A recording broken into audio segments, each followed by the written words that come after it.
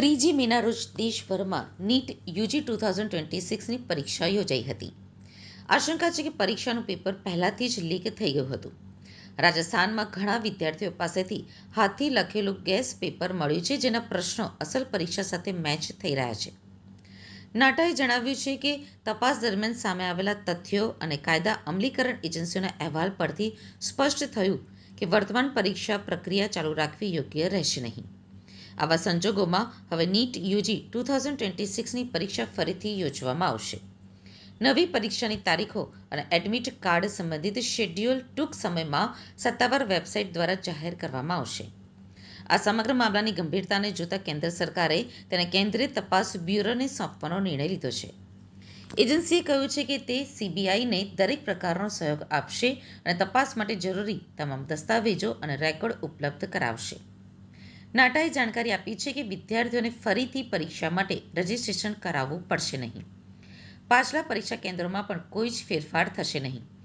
રી એક્ઝામ માટે નવા એડમિટ કાર્ડ પણ જાહેર કરવામાં આવશે. તદુપરાંત પરીક્ષામાં સામેલ વિદ્યાર્થીઓની ફી પણ પાછી આપવામાં આવશે.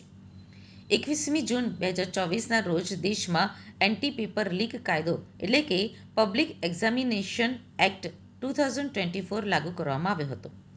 કેન્દ્ર સરકારે મધ્યરાત્રિએ તેનું નોટિફિકેશન બહાર પાડ્યું હતું. આ કાયદો ભરતી પરીક્ષાઓમાં નકલ અને અન્ય ગેરરીતિઓ રોકવા માટે લાવવામાં આવ્યો છે. આ કાયદા હેઠળ પેપર લીક કરવા અથવા આન્સર શીટ સાથે ચેડા કરવા ઉપર ઓછામાં ઓછી 3 વર્ષની જેલની સજા પણ થશે.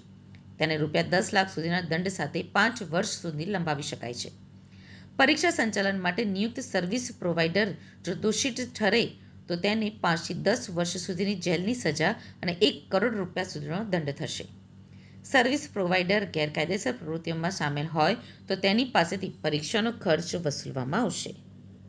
Deepika Shukla, Acharya presidency school. આજ રોજ નીટની મહત્વની પરીક્ષા રદ થયાના સમાચાર ખૂબ આઘાતજનક છે. વિદ્યાર્થીઓએ 2 વર્ષ સતત તનતોડ મહેનત કરી હોય છે. નીટની પરીક્ષા માટે વિદ્યાર્થી એટલો આતુર હોય છે કે એને એવી ચોક્કસપણે ખબર છે કે 2 વર્ષની મારી આ મહેનત અને નીટ પરીક્ષા ક્રેશ કર્યા પછી મારે જે એડમિશન લેવાનું છે સારી કોલેજમાં, સારી જગ્યાએ, ગવર્મેન્ટ કોલેજમાં, એ બધા માટે હું માનસિક રીતે તૈયાર છું અને 2 વર્ષની સામે મને મારી લાઈફ મળવાની છે.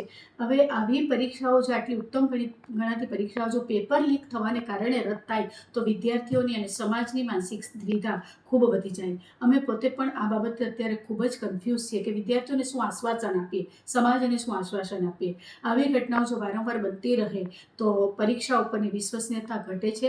આના કરતાં કોઈ ઉત્તમ વિકલ્પ શોધાવવો જોઈએ, પ્રવેશનો યોગ્ય આધાર શોધાવવો જોઈએ.